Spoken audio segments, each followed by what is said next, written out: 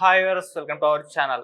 So Andhra Pradesh రాజధానిగా అమరావతి పనులు వేగంగా అయితే జరుగుతున్నాయి. ఇవాళ కూడా పనులు ప్రారంభమైపోయి సిఆర్డీఏ వాళ్ళకు కూడా అప్పగించేశారంటున్నారు. మరి ఏ స్థాయిలో ఈ పనులు ప్రారంభమయ్యాయి, ఎప్పటి వరకు పూర్తయ్యే అవకాశం ఉంది, కేంద్రం ఎంతవరకు దీనికి సపోర్ట్ తెలుపుతుంది? ఇప్పుడు ఇదే అంశం మీద డిస్కస్ చేయడానికి ప్రజెంట్ మనతో పాటు జయదేవ సీనియర్ జర్నలిస్ట్, వారితో ఒకసారి మాట్లాడదాం. సార్ నమస్కారం.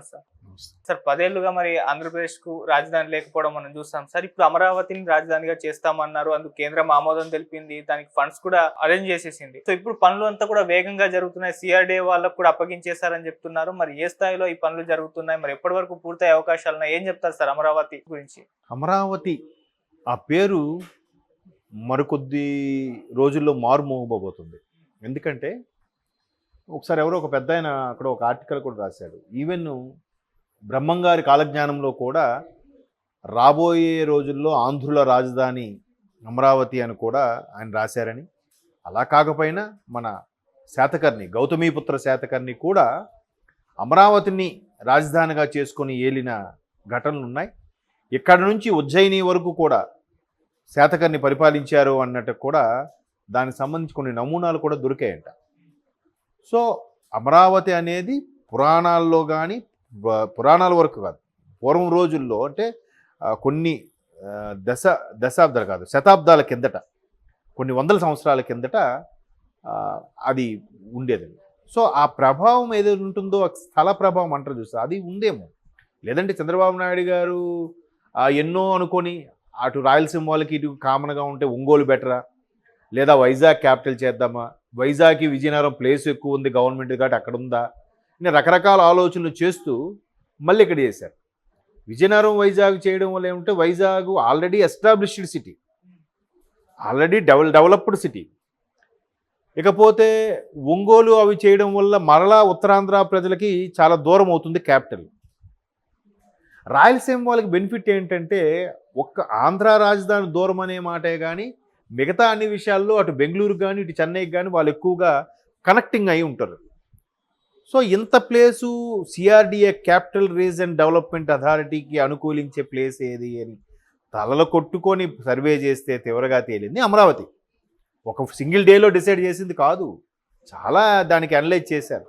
దానికి సింగపూర్లో కొన్ని నిష్ణాతుల్ని, లేదంటే రాజమౌళి లాంటి గొప్ప దర్శకుల్ని తీసుకొచ్చి ఇలా ఉంది, ఎలా ఉంది, ఎలా చేద్దాం, ఏం చేద్దాం అన్నీ ఆయన, లేదు నాకు నచ్చింది, నేను ముఖ్యమంత్రి, నేను చెప్పిందే ఫైనల్ అనుకుని చేయొచ్చు కదా.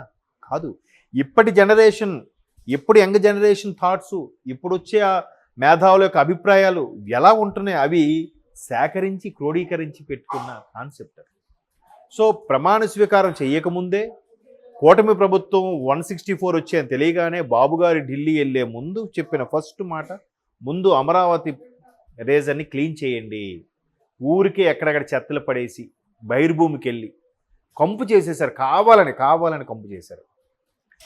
ఆ పర్టికులర్ ఆయన ఉండే ఏరియా ఇంటికి వెళ్ళడానికి వే కోసం ఆ రోడ్డు ఆపేసి ఇన్ని చేస్తే, గవర్నమెంట్ వచ్చి మరుక్షణం ఆయన ఇంటి మీదుగా రోడ్డు వేయించడం, తర్వాత అమరావతి క్లీనింగు, ఎక్కడెక్కడైతే ఎంప్లాయీస్ కోసం బ్లాకులుగా కట్టినవన్నీ కూడా సగం పనులు ఆగినవి, స్లాబ్ అయిపోయిన తర్వాత ప్లాస్టింగ్ చేయాల్సినవి, వాళ్ళ క్వార్టర్స్, డిపార్ట్మెంటల్ స్టోర్స్, ఆ తర్వాత డిపార్ట్మెంట్ వైజ్గా ఉండే ఆఫీసులు అన్నీ కూడా మరలా పునరుద్ధరించి ఒక్కొక్కటిగా చేయాలని చెప్పడం.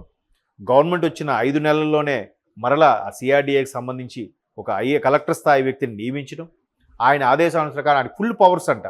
ఈవెన్ చెక్స్ అయిన అథారిటీ కూడా ఇచ్చేసి, అంటే మరలా వాళ్ళు ఒక శాఖాపరమైన మంత్రి వరకు చెక్స్ అయిన అథారిటీ ఇవ్వడము, మళ్ళీ క్యాబినెట్ సమావేశం అవ్వడం, నిర్ణయం తీసుకోవడము, ఇది లేట్ అయిపోతుందని ఇమీడియట్గా చెక్ అథారిటీ సైన్ కూడా కలెక్టర్కి ఇచ్చేసి ఈ త్వరితగతిన పనులు పూర్తి చేయాలని చంద్రబాబు గారు యుద్ధ ప్రాతిపదికన నిర్ణయం తీసేసుకున్నారు. ఎందుకంటే ఇంకా బిల్డింగ్లు, బ్లాక్స్ కట్టకముందే ఖాళీ ప్లేసులు చూసుకునే, మాకు ఇది కావాలి, మాకు ఆ కంపెనీ పెడతామని చెప్పి యూట్యూబ్, గూగుల్, మైక్రోసాఫ్ట్, టీసీఎస్ లాంటి కంపెనీలు ఆల్రెడీ మాకు ఇక్కడ ఇది ఇవ్వండి, ఇక్కడ ఇది కేటాయించండి, ఇది మేము ఇలాగ ఎస్టాబ్లిష్ చేసుకుంటాం, ఇక్కడ వాతావరణంలో కొంచెం వేడి ఎక్కువ ఉంటుంది కాబట్టి దానికి అనుకూలంగా చెట్లు పెంచుకునైనా మేము చేసుకుంటాం అని రకరకాలుగా ముందుకు రావడం, దానికి కూడా సింగిల్ పేపర్లో కాంట్రాక్ట్ యాక్సెప్ట్ చేయడం, అగ్రిమెంట్ రాసుకోవడం, ఇవన్నీ త్వరితగతిన చేయడం అనేది చాలా మంచి కాన్సెప్ట్.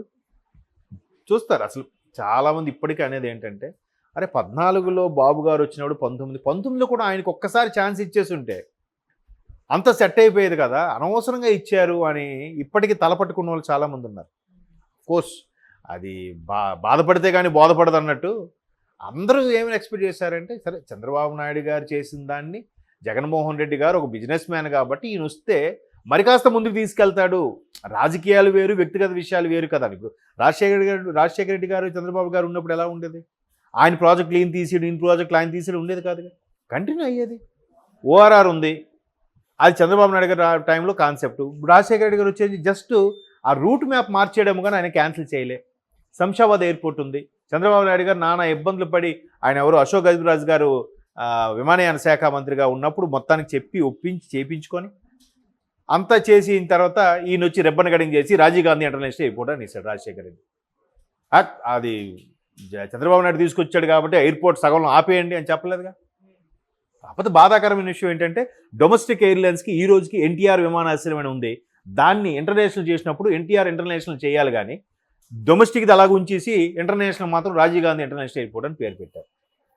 అది మొన్న ఎన్టీఆర్ హెల్త్ యూనివర్సిటీని వైఎస్ఆర్ హెల్త్ యూనివర్సిటీగా మార్చినట్టుగా.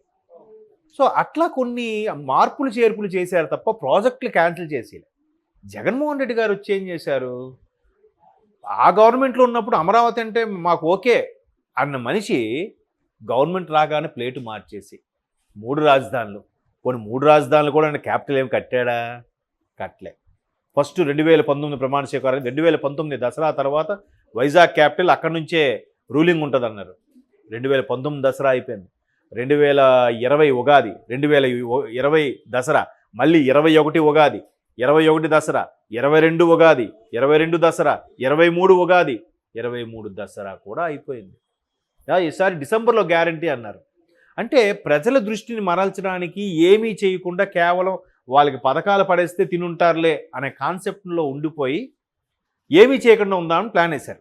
ఊరికే అటు కర్నూలు ఒకటి, విజయవాడ ఒకటి, వైజాగ్ ఒకటి అన్నారు, కానీ ఎక్కడైనా ఏమైనా చేశారు నిజంగా? పోని ఆయనకి అమరావతి అంటే ఇష్టం లేదు, మరి అదే అమరావతి రీజన్లో ఉన్న తాడేపల్లి ఎందుకు ఉంటాడు ఆయన తలుచుకుంటే 6 నెలల్లో వైజాగ్లో బిల్డింగ్ లేవదా? బిల్డింగ్ లేకపోతే గవర్నమెంట్ సర్క్యూట్ హౌస్ ఉంది, R&B బంగ్లా ఉంది, లేదంటే కొత్తగా బిల్డింగ్ కూడా కన్స్ట్రక్ట్ చేసుకోవచ్చు. అలా చేయకుండా ఎందుకు తాడేపల్లిలో ఉన్నాడు? సింపుల్ లాజిక్కే కదా. అవన్నీ అంటే ఓకే, మళ్ళీ అటు వెళ్తే కానీ. సో అలాగా దాన్ని కావాలని అస్తవ్యస్తం చేసేసి పాత కంపెనీలు ఏదైతే పాత గవర్నమెంట్ ప్రకారం ఒప్పందాలు చేసుకుంటే అవి కుదరవు అని చెప్పేసి వాళ్ళకి వెనక్కి పంపించేసి, అలాగే చాలా ఇన్నర్స్, జాకీ, అడిడాస్ షూస్ది అక్కడ తిరుపతి దగ్గర, తర్వాత కియా రాయలసీమ, ఇలా అంటే బోల్డ్, తర్వాత పార్లే బిస్కెట్స్ది ఎన్నొచ్చాయో అన్నీ వెనక్కి తిరిగి పంపించారు. సో ఇప్పుడు మరలా దాని పూర్వవైభవం తేవడానికి త్వరితగతిన తీసుకొని ఎక్కడికక్కడ ఎస్టాబ్లిష్ చేస్తే కానీ నెక్స్ట్ ఎవరొచ్చినా ఎవరున్నా దాన్ని కదల్చలేని పరిస్థితిలో తయారు చేయాలనేది బాబు గారి ఉద్దేశం. ఇప్పుడు ఈరోజు హైటెక్ సిటీ సైబర్ టవర్ చెప్పుకుంటున్నాడు బికాజ్ ఆఫ్ చంద్రబాబు నాయుడు గారు అంటారుగా, అలాగే ఎస్టాబ్లిష్ అయిపోవాలి అనేది ఆయన తపన, ఆయన విజన్ కూడా అలాగే ఉంది. చూద్దాం మరి సిఆర్డీఏ ఖచ్చితంగా అవుతుందే అనిపిస్తుంది.